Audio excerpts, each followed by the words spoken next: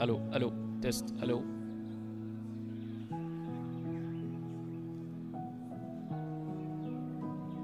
ضبط ضبط.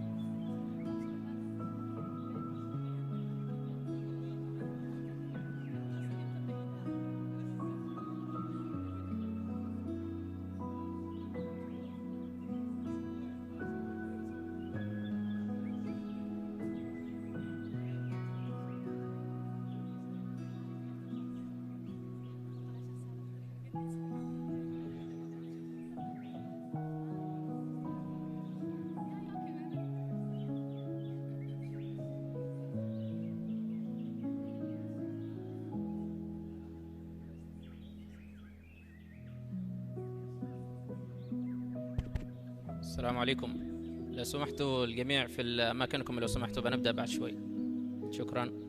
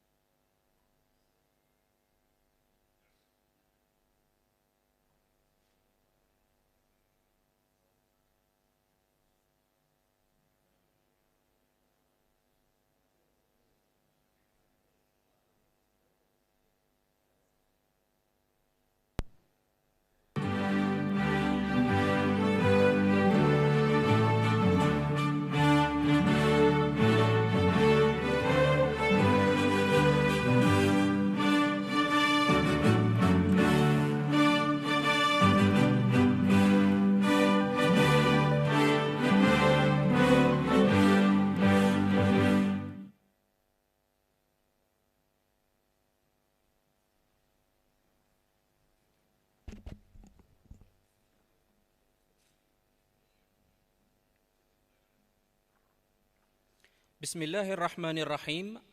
معالي الأستاذة الدكتورة رحمة بنت إبراهيم المحروقية الموقرة، وزيرة التعليم العالي والبحث العلمي والابتكار، أصحاب المعالي والسعادة، الأفاضل أعضاء مجلسي الأمناء والإدارة، أعضاء الهيئتين الأكاديمية والإدارية بالجامعة، الطلبة الأعزاء، الضيوف الكرام، صباح الخير وأهلا وسهلا بكم جميعا. بالأصالة عن نفسي ونيابة عن جامعة ظفار ووزارة الثروة الزراعية والسمكية وموارد المياه، يشرفني أن أرحب بكم في الملتقى الدولي الثالث حول اللبان والنباتات الطبية، المنعقد تحت الرعاية الكريمة لمعالي الأستاذة الدكتورة رحمة بنت إبراهيم المحروقية، وزيرة التعليم العالي والبحث العلمي والابتكار.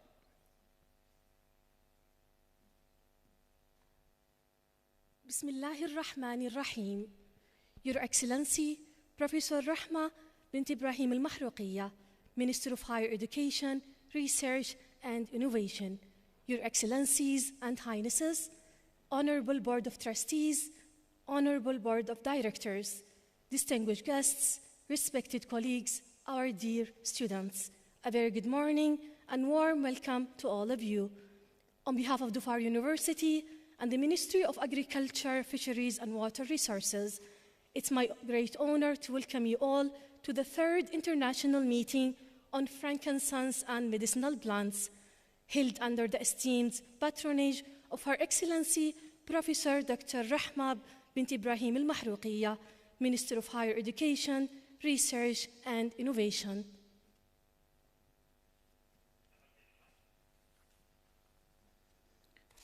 ويسرنا في هذا المقام أن نتوجه بخالص الشكر والتقدير إلى الرعاة الكرام الذين أسهم دعمهم السخي في إنجاح هذا المؤتمر، وهم الرعاة الرئيسيون، جامعة ظفار ووزارة الثروة الزراعية والسمكية وموارد المياه، الرعاة البلاتينيون، غرفة تجارة وصناعة عمان فرع محافظة ظفار وبيت البخور العالمي الصين، الرعاة الفضيون، لبان ظفار وشركة مكة للتجارة. نعرب لهم جميعا عن بالغ امتناننا وتقديرنا لالتزامهم ومساهمتهم. We wish to extend our sincere appreciation to our generous sponsors whose valued support has made this conference possible. Our main sponsors, Dhofar University, Ministry of Agriculture, Fisheries and Water Resources. Our platinum sponsors, Oman Chamber of Commerce and Industry, Dhofar Branch, Global Incense House, China. Our silver sponsors, Luban Dhofar and Mecca Trading. We are deeply grateful for their commitment and contribution.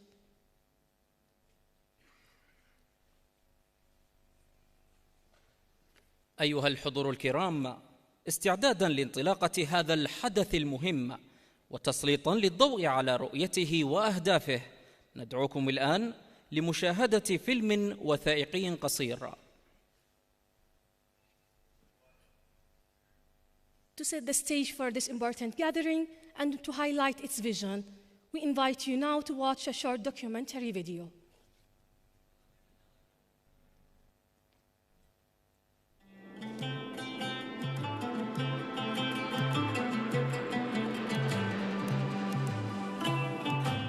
تمثل شجرة اللبان شعاراً لمحافظة ظفار، نظراً لأهميتها التاريخية والاقتصادية، وتعد من أهم المعالم السياحية والتاريخية للمحافظة، حيث يحرص معظم الزوار والسياح على شراء اللبان كالبخور الذي يباع في مختلف الأسواق التقليدية والتجارية.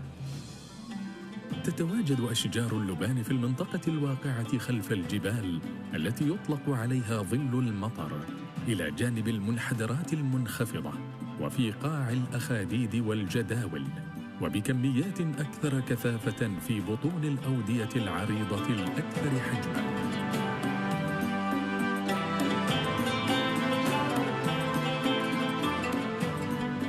محمية جبل سمحان الطبيعية وسهولها ومنحدراتها تحتوي على أكثر من نوع مثل اللبان الحوجري والحاسكي، ونوع آخر يسمى الرسمي، وينمو في سهول ولاية سدح، المنحدرة من جبل سمحان. يبدأ إنتاج وجني محصول اللبان في محافظة ظفار خلال منتصف مارس وحتى يونيو من كل عام، باستخدام الطرق التقليدية المتبعة والمتعارف عليها منذ القدم، بينما تبدأ المرحلة الأخرى بعد فصل الخريف مباشرة حتى دخول فصل الشتاء. محصول اللبان في محافظة ظفار يشتمل على عدة أصناف مختلفة من ناحية الجودة حسب التوزيع الجغرافي، وأجودها الحوجري والحاسكي والنجدي والشزري.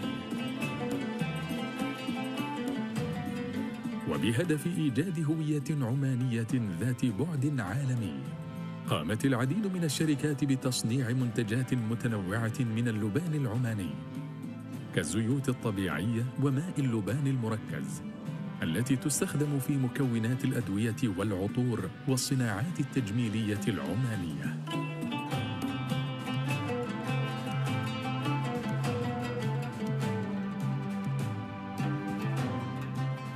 ويمتص النحل رحيق أزهار شجرة اللبان لينتج عسل اللبان العماني النادر عالمياً. جهود حكومية كبيرة تبذل للحفاظ على أشجار اللبان العماني لأهميتها التاريخية والمستقبلية.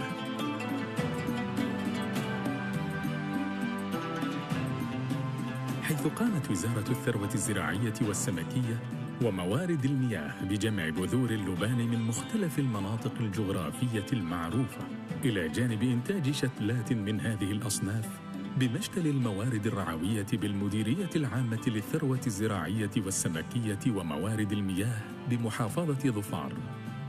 محمية وادي دوكا التابعة لوزارة التراث والسياحة، والتي أدرجت ضمن قائمة التراث العالمي الثقافي والطبيعي، أنشئت للمحافظة على أشجار اللبان، وتحتوي المحمية التي تعتبر البيئة الملائمة لنمو أشجار اللبان على أعداد كبيرة من أشجار اللبان إلى جانب الأشجار الطبيعية المعمرة. وتمتد كثافة أشجار اللبان على مساحة تقدر ب5 كيلومترات مربعة. تحتوي المحمية على أكثر من 5000 شجرة لبان مزروعة وطبيعية.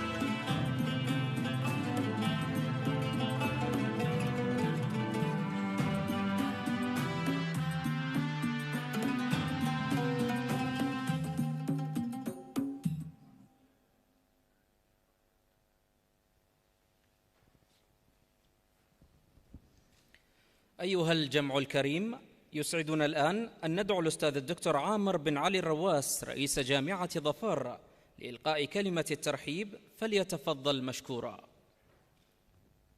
Now it's my distinct pleasure to invite Professor Dr. Amir bin Ali Al-Rawas, the Vice Chancellor of Dhofar University, to deliver the welcome speech.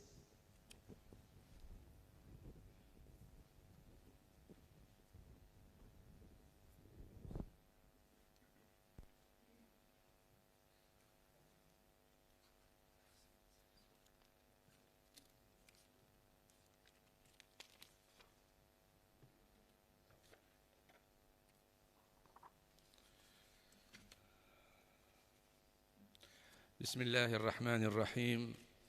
الحمد لله الذي أودع في الطبيعة أسرار الشفاء، وجعل في خيرات الأرض ما يغذي الأبدان ويحصن الأرواح، والصلاة والسلام على سيدنا محمد المبعوث رحمة للعالمين وعلى آله وصحبه أجمعين. معالي الأستاذ الدكتورة رحمة بنت إبراهيم المحروقية الموقرة، وزيرة التعليم العالي والبحث العلمي والابتكار راعية الملتقى، أصحاب المعالي، أصحاب السعادة، الباحثون والخبراء والمشاركون الكرام، أيها الأعزاء، السلام عليكم ورحمة الله وبركاته.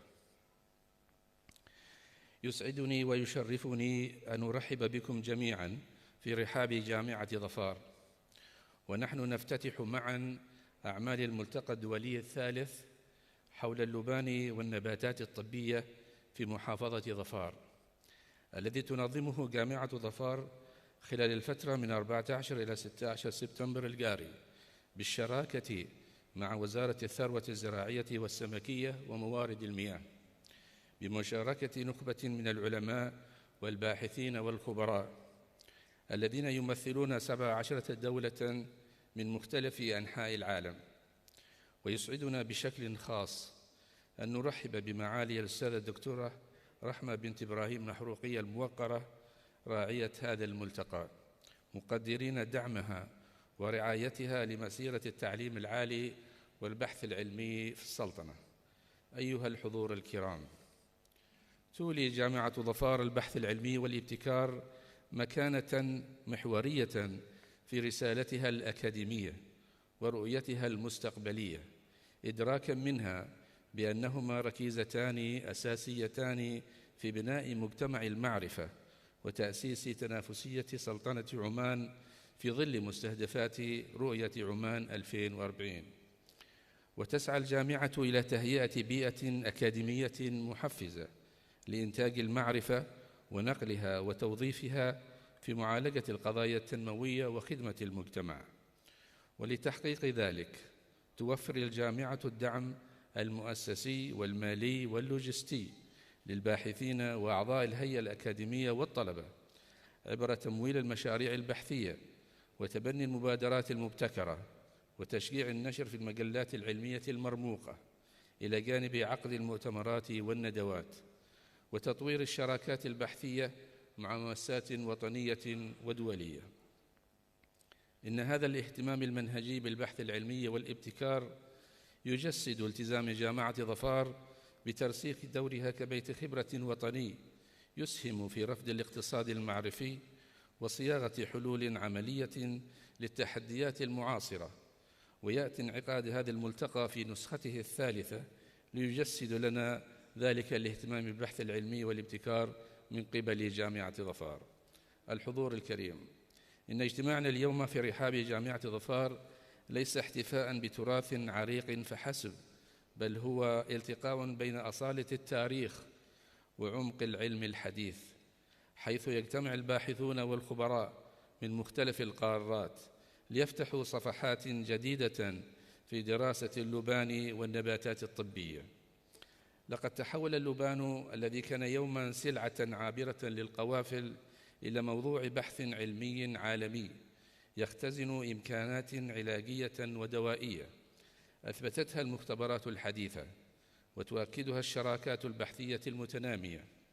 ولذلك فإن هذا الملتقى يأتي ليجسد رؤية علمية راسخة، رؤية تسعى إلى تحويل الإرث البيئي والثقافي لمحافظة ظفار إلى معرفة قابلة للتطبيق وإلى ابتكارات دوائية وزراعية تضع السلطنة في مصاف المراكز العالمية في مجالات الطب الحيوي والاستدامة.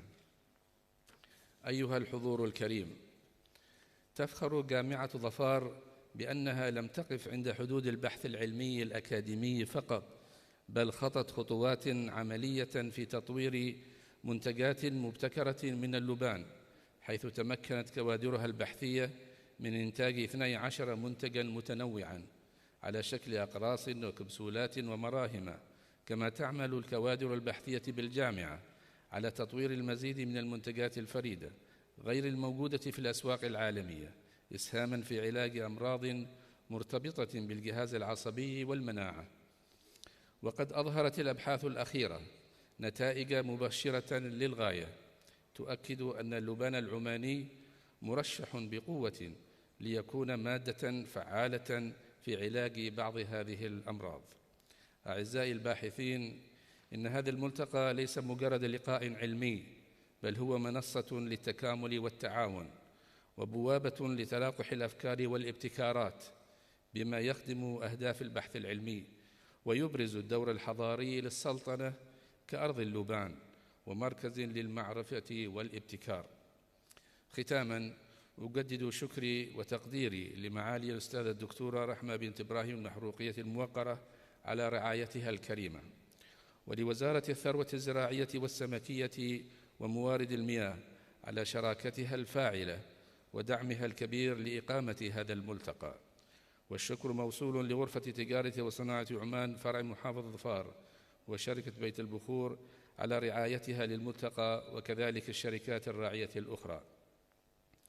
ولا يفوتني أن أشكر كافة الباحثين والمشاركين والمنظمين على جهودهم القيمة، راجيا لكم ملتقى مثمرا وحوارا علميا غنيا ومقاما طيبا في ربوع محافظة ظفار.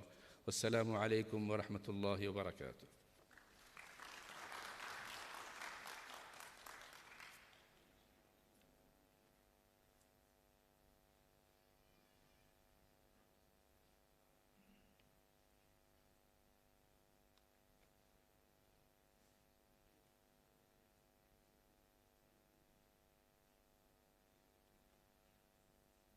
أيها الحضور الكرام، نشكر الأستاذ الدكتور عامر بن علي الرواس رئيس جامعة ظفار على كلمته، ويشرفنا الآن أن ندعو المهندس راشد بن سعيد الغافري مدير عام المديرية العامة للثروة الزراعية والسمكية وموارد المياه بمحافظة ظفار لإلقاء كلمته بالنيابة عن اللجنة الفنية المشتركة بين وزارة الثروة الزراعية والسمكية وموارد المياه وجامعة ظفار.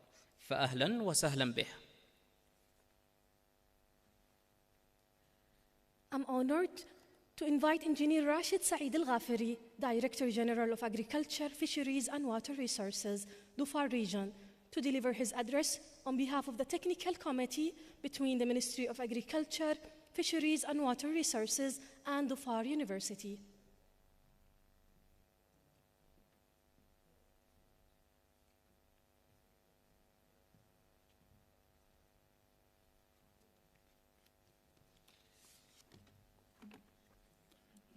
بسم الله الرحمن الرحيم.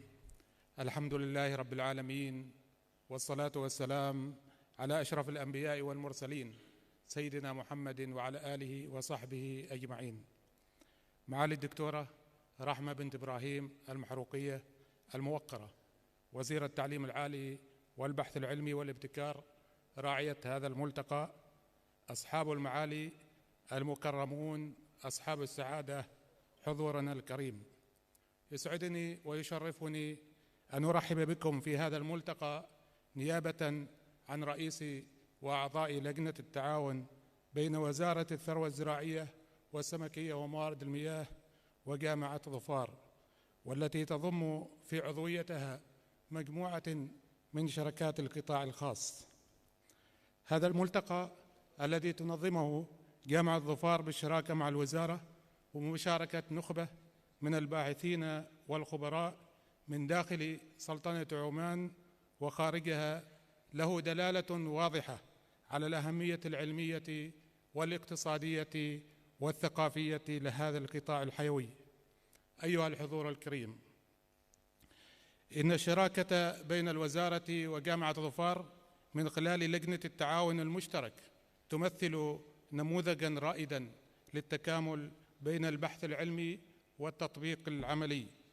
وما يميز هذه اللجنة هو أنها لا تقتصر على مؤسسات التعليم العالي والبحث العلمي والقطاع الحكومي فحسب، بل تضم شركات ومؤسسات من القطاع الخاص، مما يوسع دائرة التعاون ويمنح الطلبة فرصاً للتدريب العملي الميداني، ويربط البحث العلمي بالجانب التطبيقي والإنتاجي، وبذلك تتكامل الجهود الأكاديمية والبحثية مع متطلبات سوق العمل في انسجام مع الأهداف التنمية الوطنية.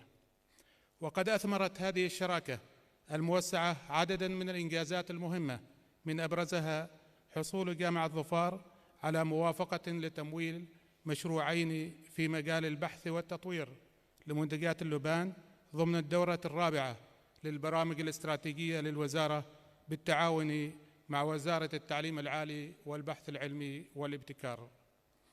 العمل على اعتماد مختبر فحص اللبان بجامعة ظفار ليكون مركزاً يقدم خدماته لمؤسسات القيمة المضافة لهذا القطاع. التعاون في مجالات البحث العلمي المرتبطة باللبان والنباتات الطبية والعطرية، وتنظيم المؤتمرات واللقاءات العلمية.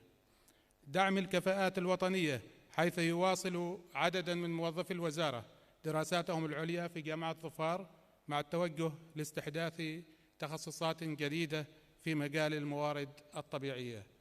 تعزيز التعاون في مجالات استزراع الطحالب الدقيقة ومكافحة النباتات الغازية تكاملاً مع الجهود الوطنية في التنمية والاستدامة البيئية. تنظيم برامج تدريبية لطلبة الجامعة في مرافق الوزارة وشركات القطاع الخاص، إلى جانب مشاركة موظفي الوزارة في المؤتمرات والورش العلمية التي تستضيفها الجامعة.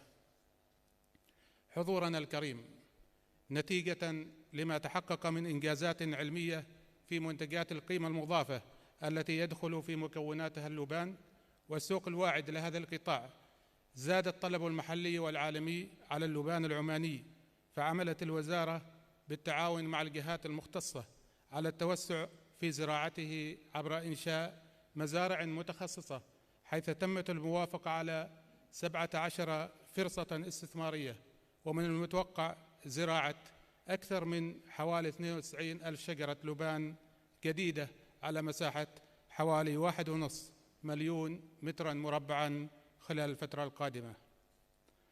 معالي الدكتورة راعية المناسبة، حضورنا الكريم، في الختام لا يسعني إلا أن أتقدم بالشكر والتقدير إلى معالي الدكتورة راعية المناسبة وإلى جامعة ظفار على استضافتها لهذا الملتقى، وإلى كل من حضر وشارك من داخل سلطنة عمان وخارجها، متمنيا التوفيق والفائدة للجميع، ونسأل المولى عز وجل أن يعيننا على تحقيق الخطى الملهمة لهذا الوطن العزيز، وأن يديم الأمن والسلام ويعم كافة الأقطار، وأن يجمعنا دوما للتعاون بما يخدم البشرية ورقيها واستدامة مواردها. والسلام عليكم ورحمة الله وبركاته.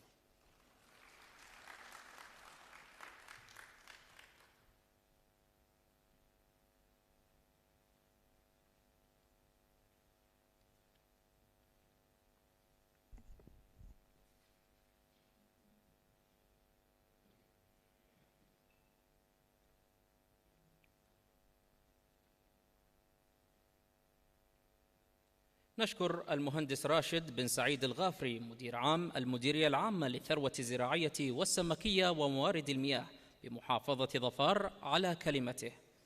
والآن يسعدنا أن ندعو الأستاذ الدكتور لؤي رشان، مدير مركز الأبحاث بجامعة ظفار، لإلقاء كلمته بعنوان استكشاف واستخدام اللبان العماني وبعض النباتات المختارة من أجل التنمية المستدامة في عمان، فليتفضل مشكوراً. Now, I have the pleasure of calling upon Professor Lؤي Rashan, Director of Research Center, to deliver his keynote speech. Professor Lؤي will present his keynote speech about exploration and utilization of Omani frankincense and some selected plants for sustainable development in Oman.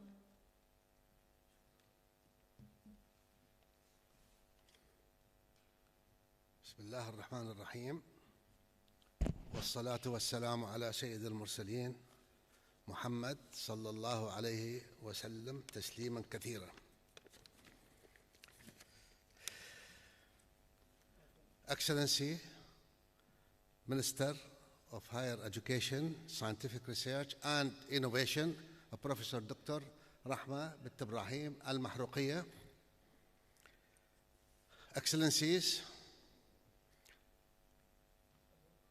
guests, staff members, students, it gives me immense pleasure to be with you today, celebrating this very important event. This event is about the 3rd International Meeting on Frankincense and Medicinal Plants. I hope that this meeting, which is organized by the Far University and in collaboration with the Ministry of Agriculture, Fisheries and Water Resources, will reach into the plans already, will reach into the target plans. Also, I would like to take this opportunity to thank delegates from more than 17 countries. We have delegates from all over the world, and in this meeting, we are going to deliver and give more than 65 talks. All these talks will be focused on frankincense and other medicinal plants. Finally, again, I would like to thank Her Excellency for visiting and for opening this ceremony. And also, I would like to thank very much Ministry of Agriculture, Fisheries and Scientific Research for their kind support. And I think our long-standing relationship will grow and grow, and in order to achieve the long collaboration and in order to reach into the target. Now, allow me please to present my talk. And as you can see, my talk, and the title of my talk is different from the talk which was presented at the second and the first conferences, the first and the second meeting. And as you would see, in this meeting, I am going to, at the end of my talk, to focus on very important achievement, which the Far University and in collaboration with more than 20 international universities and centers achieved. Well, first of all, allow me to say something, As you know, Sultanate of Oman is very rich. It's very rich, especially the far in biodiversity of both flora and fauna. Research Center was established in the year 2016, and the establishment of this center is articulated on three main angles. The first angle is to investigate and study the chemical, biological, pharmacological, and toxicological of many endemic plants which are present in the far. All in Oman, there are more than 1,200 species of plants, but 850 of these plants are growing in the far. 65 of them, they are endemic, and the most important tree, which is well known all over the world, is frankincense tree.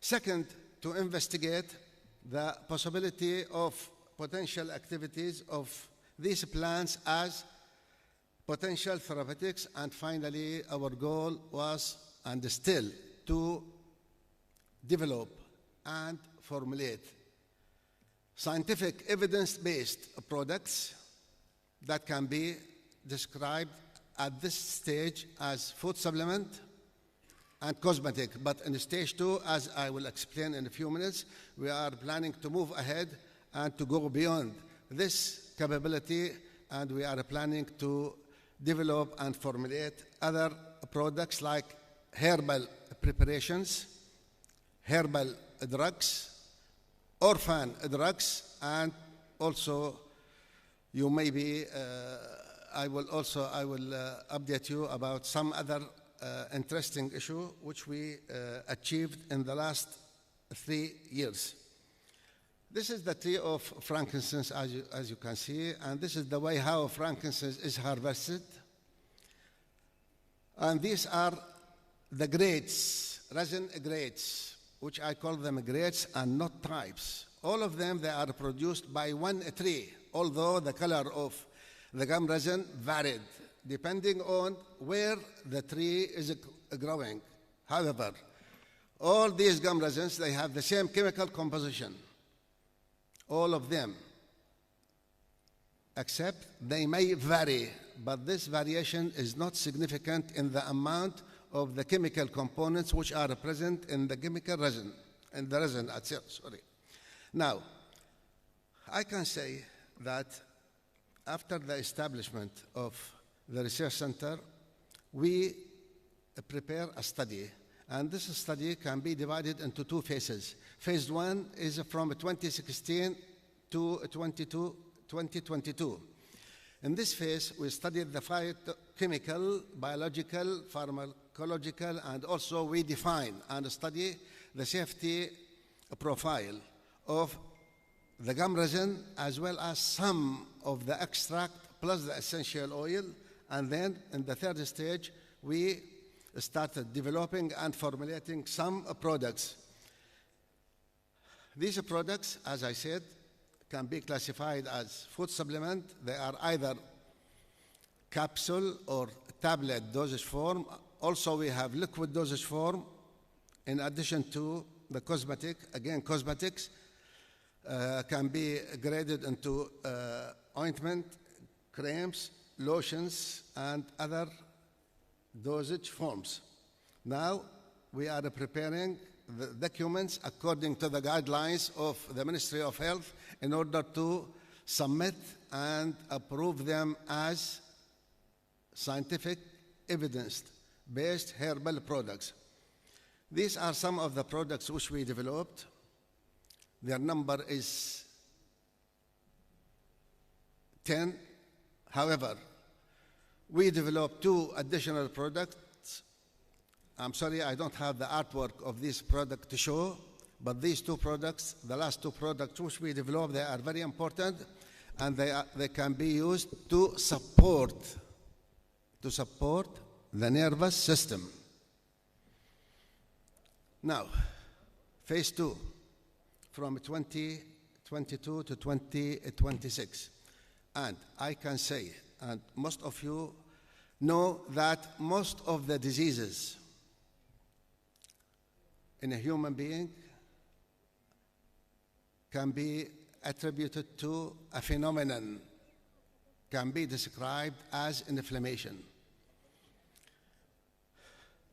Neurological diseases and neurodegenerative diseases, there are more than 100 or even more of these diseases. All of them, they are caused by inflammation. The first step, cancer. There are more than 150 types of cancer, and all of them, they start by the process of inflammation. Diabetes type 2, again.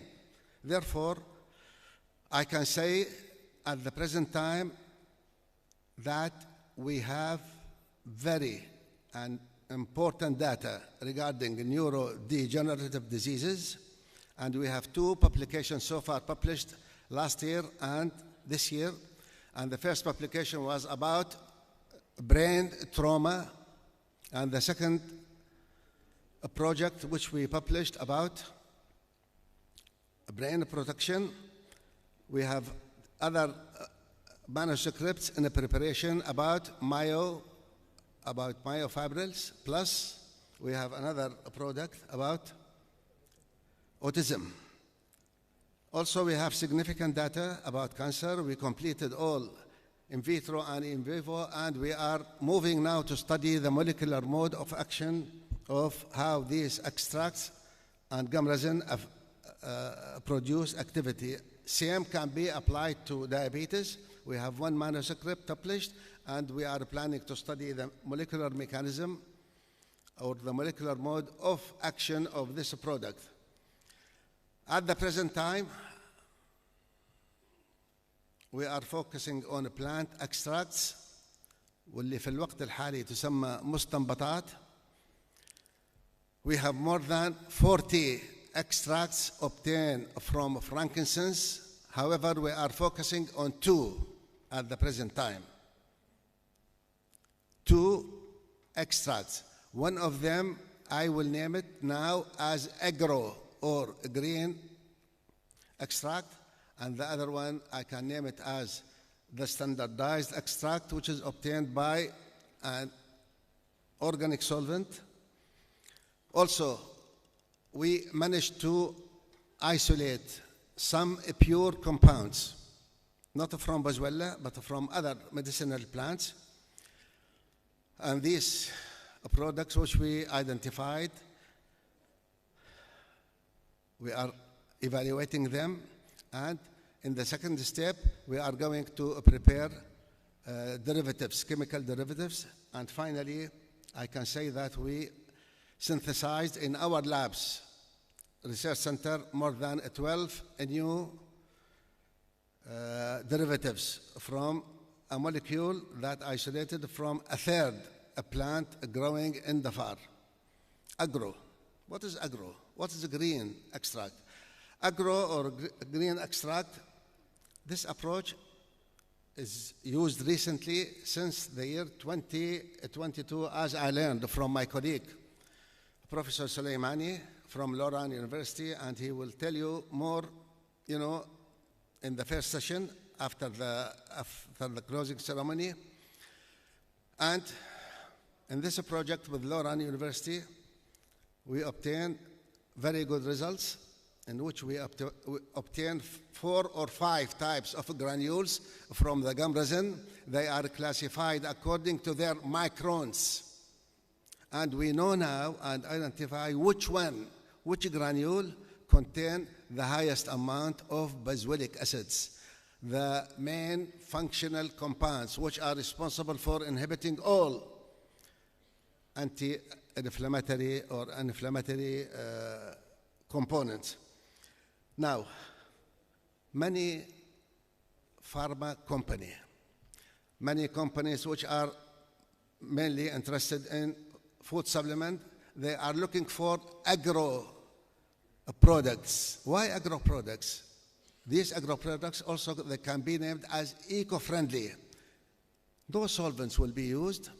Therefore, there is no toxic substances in this extract, in addition to no waste, low cost, produce highly pure extract, and valorize agro-industrial waste into valuable products. Second type of extract, which we are,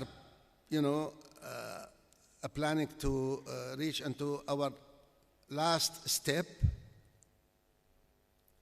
we are trying since 2 years ago to standardize this extract. Now, standardization is very complicated procedure. And in order to do it, we have to do it at GMP facility in order to be identified by pharma and other companies. Second, we have to study the safety assessment. And studying safety assessment should be done at a GLP approved company. On the other hand, there are very limited studies regarding the pharmacokinetics, PK, of frankincense.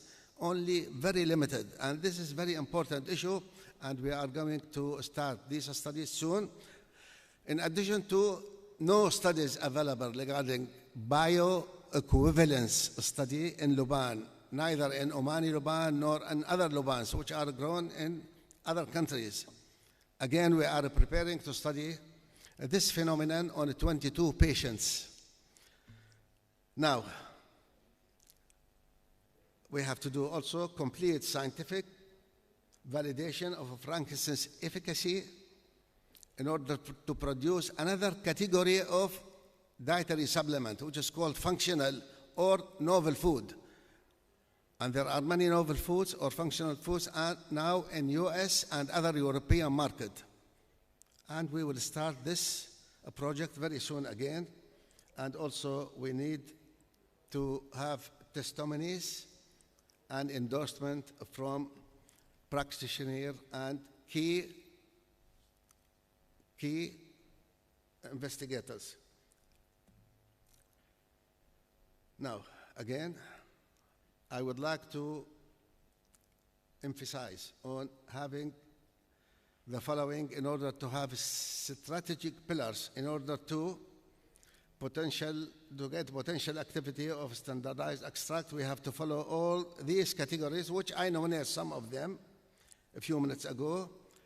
Now, we have a request to the Ministry of Agriculture, Fisheries and Water Resources, Environmental Authority, and other government bodies to ensure sustainability of the endemic plants, such as frankincense tree and other important endemic plants, by legalization certain laws, by formulating laws to protect these plants, especially those plants which we are focusing now on studying these plants. And finally, this is the last slide before one.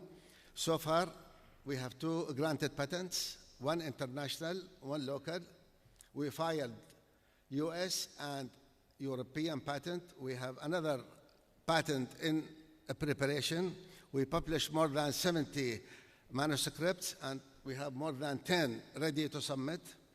And also we have done some limited case study, I cannot say clinical studies, and in collaboration with our colleagues in Switzerland. He is going to give a talk, and he is a medical doctor, and he also conducted many studies, not only on cancers, but also on cryptogenic pneumonia, and also on some other neurodegenerative diseases. Now, I have good news to tell. The first news which I would like to tell, that the Dhafar University Research Center is the first center so far worldwide to identify new compounds isolated from Omani frankincense, Boswellia sacra. 2 of these compounds, they have a structure which is similar to steroid compound. And let me say it in Arabic, please. هذه الظاهرة ظاهرة فعالية اللبان، لو رجعنا إلى كل الأبحاث المنشورة من 1950 لغاية اليوم التي تمت على اللبان الهندي واللبان العماني واللبان الصومالي والأفريقي وغير ذلك، تشير إلى وجود مادة غريبة في مادة اللبان تعمل عمل الكورتيزون، لكن تركيبها غير معروف، شكل وزنها الجزيئي غير معروف. احنا في هذا المركز وفي هذه الجامعة وبالتعاون مع بعض الجامعات we managed to identify 5 new compounds, and other informations will be disclosed, soon after we file a patent about these compounds. Second, we managed to synthesize a new compound, which we named it as wood-fordiomycin. This compound, isolated by a scientist from South Korea, and he is one of our keynote speakers, and synthesis was achieved by ours. They isolated this compound. They investigate the potential activity of this compound against many fungi, and they compared it with the standard drugs. And because this product is very important, we did synthesis to this compound, and we are planning also to synthesize new derivatives from this compound. Again, and also we have more than 12 new derivatives for another compound isolated from another plant growing in the Dhafar, and we did almost anti-cancer, antibacterial, antiviral. Also, we did some tests on its effect on neurodegenerative diseases, and we are going to move further in order to evaluate these compounds. In addition to, we have other projects in progress. Thank you very much indeed for your careful listening, and allow me now to introduce our first keynote speakers, Dr. Ian Cook from Griffith University. Thanks to Dr. Ian for coming and attending our conference. Dr. Ian Cook obtained his PhD and bachelor degree from Griffith University. He is working now as senior lecturer in biochemistry at School of Environment and Science in Australia, Griffith University. He is member in the editorial board of more than 7 journals. He published more than 300 articles. Also, he published some books. Finally, he graduated many master and PhD students. Welcome to Ian Smith. Please, the floor is yours.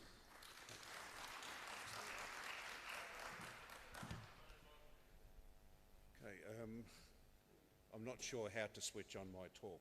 Is one of the technical...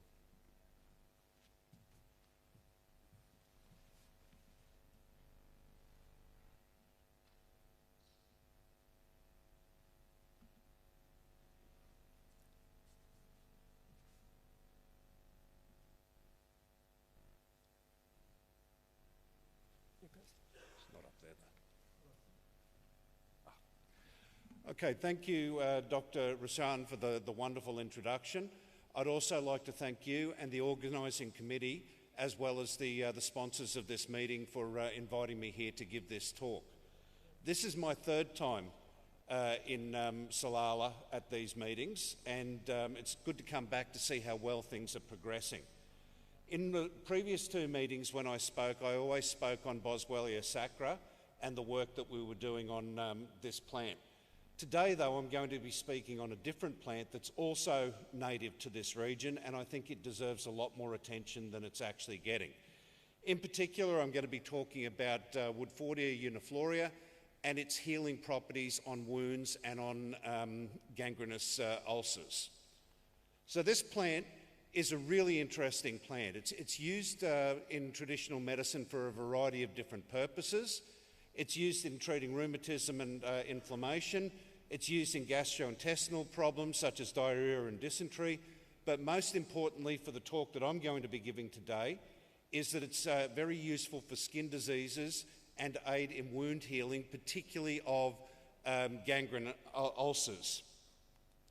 So you probably know with gangrene, it's largely caused by the bacterium Clostridium perfringens when there's restriction in blood flow in a specific area, and it can cause some really major problems. It can result in tissue destruction, which can result in amputation, or if not treated, can even result in death. Now, I'm going to be showing a slide in a second that actually shows a gangrenous ulcer. So if you think that may upset you, you might be advised to turn away for a minute or two, and I'll tell you when you can turn back again, because it is a reasonably graphic picture of a gangrene ulcer. Or not. Oh, there we go. This is a photo that Professor Rashan sent to me a couple of years ago that got me interested in this plant. Basically what we see is on the left-hand photo here, and the pointer isn't working, but that's okay. On the left-hand photo, we actually see a gangrenous ulcer, and it was treated with the preparations from Woodfordia unifloria, and as you can see, there's healing occurring there. So it does actually work in a clinical setting. So we set out to actually determine what is going on there, and the first thing that we needed to look at was the ability of this plant to inhibit the growth of Clostridium perfringens, because this is the major cause of these gangrenous ulcers. To do this, we used two different types of assays to start out with. We used, on the left you'll see agar diffusion assays. This is a preliminary test that we use to look at the susceptibility of the bacteria to the preparations. And we also use liquid dilution assays that's shown on the right to actually quantify the strength of the response. And this uses a molecule that's shown up there, which is iodo-nitro-tetrazolium salt. It's easy to assays to do because it changes colour in response to actively growing bacteria. So you can see where there's bacteria present, that we have the red colour change, and where there's no bacterial growth, it remains uncoloured. So we first tested the growth of Clostridium in the agar diffusion assays, and again I don't have the pointer, but the bars on the right, the light coloured orangey sort of bars on the right, show the positive controls that we used, various different antibiotics, and these were high doses of antibiotic that we used so that we were sure that we would get a response. The bluey coloured bars and the green and the grey bars are the different extracts that Professor Rashan provided us with. And as you can see, particularly the ethanol and methanol, the blue bars on the left, they gave us very good zones of inhibition.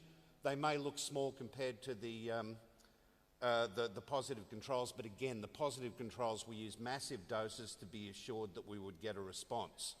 So from this, it shows that ethanol and methanol extracts in particular were very good at blocking the growth of Clostridium perfringens. Now from this table, I'd like you just to narrow in on what I've got circled in red. These are the results of the liquid dilution assays, the quantitative results that we performed. And hopefully you'll be able to read that there are some very good MIC values there. We had MICs down to 250 micrograms per mil, which is actually quite good, quite potent for Clostridium perfringens, which shows that yes, these extracts are actually quite good at inhibiting the growth of Clostridium perfringens, the bacterium that largely causes gangrene and gangrenous ulcers. However, when we're talking about healing these ulcers, it's more than just stopping the growth of the causative bacteria. We need to be aware that in healing the wounds, there's a number of different phases of wound healing. The left-hand panel, I'll have to refer to them by the panels because I don't think the pointer's working, but the left-hand panel labelled homeostasis shows the initial events in wound healing. So when we've got the Clostridium perfringens causing the ulcer, we can get other bacteria getting into that as well, causing infections, and that will actually hamper wound healing. So we need to be able to control bacterial infections. Moving on to the second panel, inflammation is also important in wound healing. It is actually a necessary process, but if it gets out of control or if it's too severe or chronic, it can delay wound healing as well. Then there's proliferation. What we tend to think of when we think of wound healing is the cells being replaced and the wound closing up. And finally, remodelling. So if we're looking at wound healing, we need to consider all of these phases. So initially, after we found that the plant extracts worked well against Clostridium perfringens, we decided to look at other bacteria that can cause infections in these wounds, and they would hamper the healing process. There's a lot of different bacteria that can actually be involved in this, but the main ones are your normal skin microflora, Staphylococcus and Streptococcus species in particular. We have tested others as well, but I'll focus on these ones for today. Okay, now what we have here is in the top left panel is the activity against Staphylococcus aureus. The top right panel is a methicillin-resistant strain of the Staph aureus. And in the bottom left, Staph epidermidis and Streptococcus pyogenes. And hopefully what you can see in all of these cases is that the extracts were effective, particularly the ethanol and the methanol extract. They were effective at blocking the growth of all of these bacteria. If the pointer worked, I would point out to you the top right panel in particular I found particularly interesting, because this is a very resistant strain of bacteria, and it worked just as effectively against this strain of bacteria as it did against the normal Staph aureus. So it's bypassing some of the antibiotic resistance mechanisms, which I think is very interesting for these extracts. And again, when we quantified these results, we again, for all of the bacteria, the methanol and ethanol extracts in particular, gave us very good MIC values, around 250 micrograms per mil, which is very good druggable targets. So all of these were strong against these bacterial species that are involved in the wounds as well, meaning that we could block the first phase or enhance the first phase of wound healing. The second phase is inflammation. And inflammation, I will say, it is a necessary event in wound healing. You do need inflammation to occur. It brings the cells, many of the cells involved in wound healing to the site. But if the inflammation is too strong or it goes on too long, it can actually hamper the wound healing. So the ability to regulate inflammation is also important in wound healing as well. So we decided to test the extracts against various events in inflammation, and I will say at the outset, inflammation is a really, really, really complex process, way more complex than this figure makes it look. This is just a bit of a snapshot. So we decided to actually focus on one process of inflammation, or one part of inflammation, which is the production of eicosanoids, particularly prostaglandins, that are involved in inflammation. So when you have an inflammatory response, say infection in the wound, arachidonic acid will be released from cell phospholipids. That arachidonic acid can then be acted on by either cyclooxygenase enzymes or lipooxygenase enzymes, resulting in the production of inflammatory mediators, prostaglandins and leukotrienes in particular. We focused in on the prostaglandin pathways, which are mediated by the enzyme cyclooxygenase, or COX. We specifically focus on COX-2 because that is the form that's induced during inflammation. And we also looked at, excuse me, prostaglandin E2, which is one of the main mediators of inflammation. Now, to look at these, we used commercial ELISA assays, which are quite simple. They are 96-well plates that have antibodies to the molecule that you're looking at attached to the base. You put your sample in, add another antibody with a colorimetric molecule or an enzyme on it, and you can actually measure and quantify the change based on the colour change. Now, using these assays, again, the right-hand bar labelled NC is our untreated control. The TU is turmeric, which is our positive control. All of the others are the extracts. And hopefully what you'll see, particularly the ethanol and methanol extracts, they were very strong inhibitors of cyclooxygenase 2, although there was good inhibition in the water extracts as well. We also looked at inhibition of prostaglandin E2, and again, we mirrored the same results. Again, there was very good inhibition of the prostaglandin E2 by the methanol, ethanol, and also the water extracts, meaning that we could actually block many of the main mediators of inflammation. Okay, the next phase of wound healing, though, is the tissue growth, the proliferation of the cells. So we also looked at the ability of these extracts to affect fibroblast growth, because that is where the cells are actually replaced during inflammation. Now, again, using these assays, again, on the right-hand bar, that's our untreated control, and the line across the horizontal line shows where the 100% response is, the response of the negative control. And hopefully what you'll see, particularly again with the ethanol and methanol, but also with the water extracts, there was very strong stimulation of fibroblast growth, meaning that we could actually stimulate healing of this wound by replacing the tissue at a much more rapid rate than without. The fourth stage of wound healing is it's a remodelling. We haven't actually looked at that one yet. We need to develop an extracellular matrix model to look at it, but that is something that we aim to look at sometime in the future as well. However, what we have shown is that these extracts are essentially hitting 3 of the 4 of the phases of wound healing and enhancing them, meaning that they would be good for all phases of wound healing that we've tested. Now, to be effective as a drug, these also need to be relatively non-toxic as well. We have done other toxicity assays.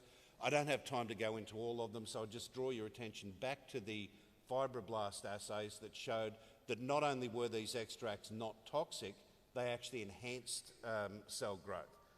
We have done other toxicity assays too, but I just don't have time to go into those today, unfortunately. So to summarise what we found, the Woodfordia unifloria extracts were strong inhibitors of Clostridium perfringens growth.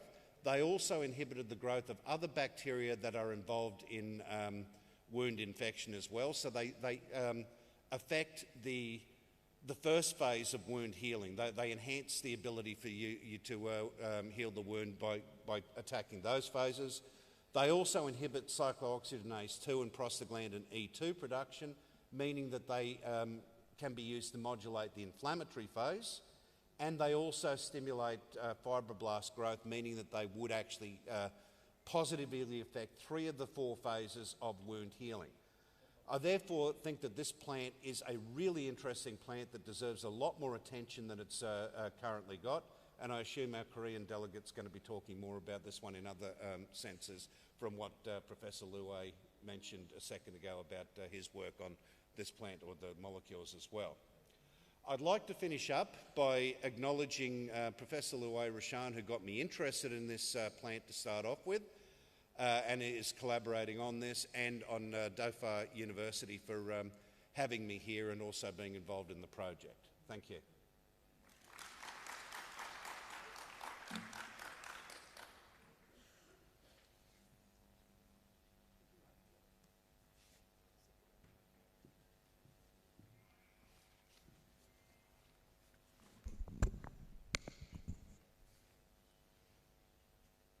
نشكر الدكتور إيان إدوين كوك على كلمته، وندعو الآن معالي الأستاذة الدكتورة رحمة بنت إبراهيم المحروقية الموقرة وزيرة التعليم العالي والبحث العلمي والابتكار، والأستاذ الدكتور عامر بن علي الرواس رئيس جامعة ظفار أن يتقدما إلى المنصة لتقديم هدايا الشكر والتقدير للرعاة والعارضين على التزامهم ومساهمتهم. We will now request Her Excellency Professor Dr. Rahma bint Ibrahim al-Mahrouqiya, Minister of Higher Education, Research and Innovation, and our Vice Chancellor, Professor Amr bin Ali al-Rawas, to come up to the stage to present a token of thanks to sponsors and exhibitors for their commitment and contributions.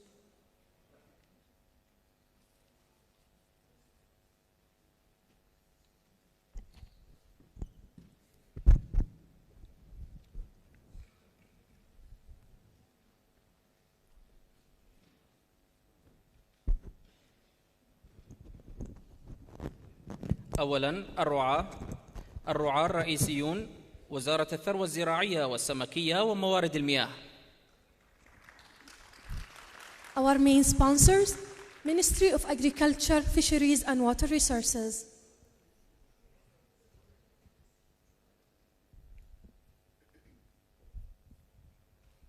الرعاة البلاتينيون بيت البخور العالمي للاستثمار الصين.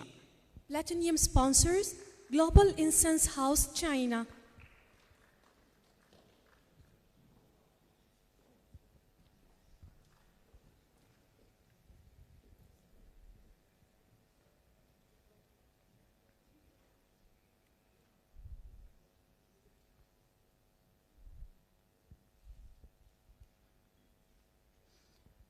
غرفة تجارة وصناعة عمان فرع ظفار.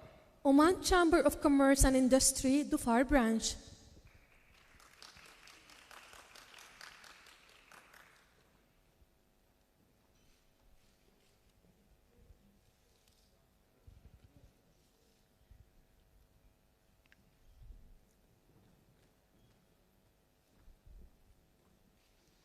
الرعاة الفضيون شركة مكة للتجارة. Silver sponsors, Mecca Trading.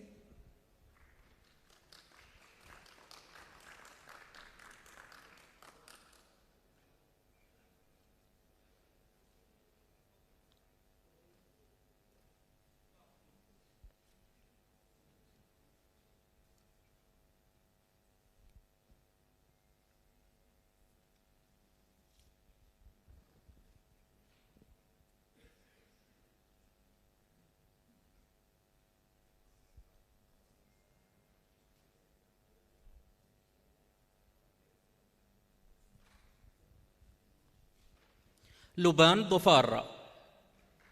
Silver sponsor, Luban Dhofar.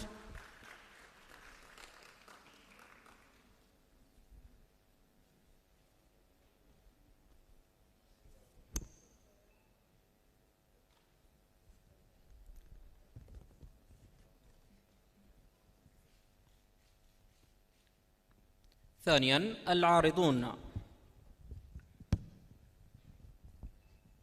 حملة الصيدلية الخضراء من وزارة الصحة. And now the exhibitors, Green Pharmacy Campaign by Ministry of Health.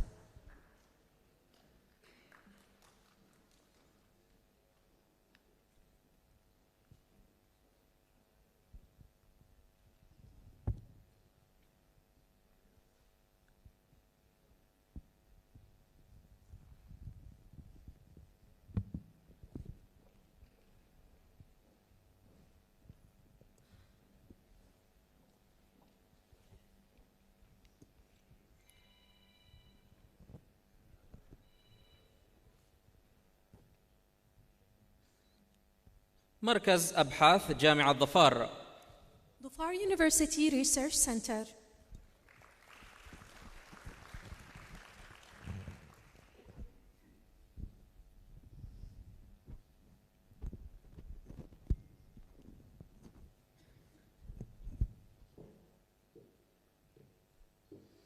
بيت البخور العالمي للاستثمار الصين.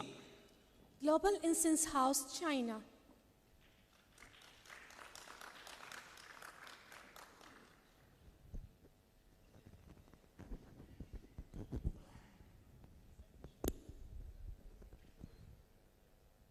لبان ظفار.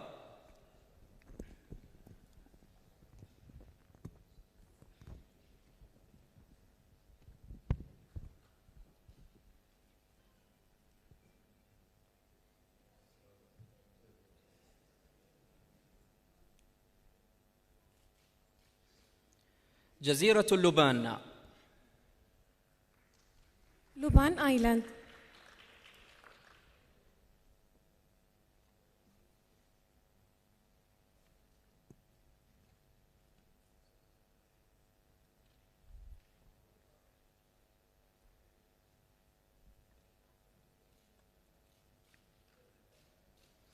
مكة للتجارة. Mecca Trading.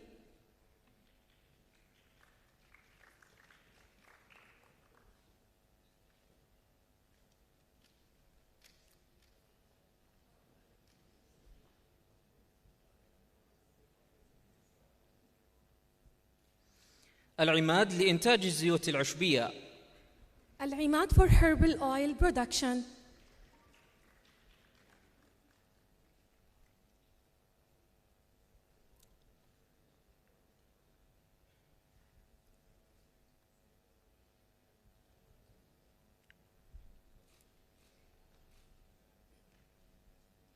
تبوك للأدوية. Tabuk Pharmaceutical.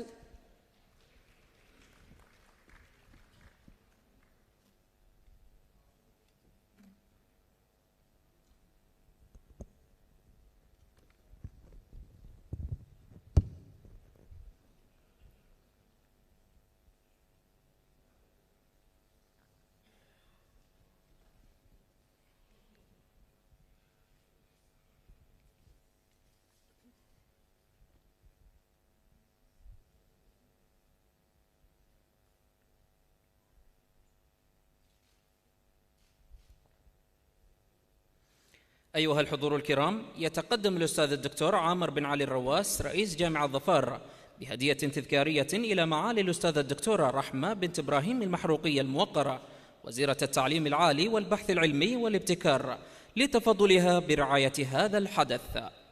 And now, Professor Dr. Amir bin Ali Al-Rawas will present a gift of gratitude, Excellency Professor Dr. Rahma bint Ibrahim Al-Mahrouqiyya, Minister of Higher Education, Research and Innovation.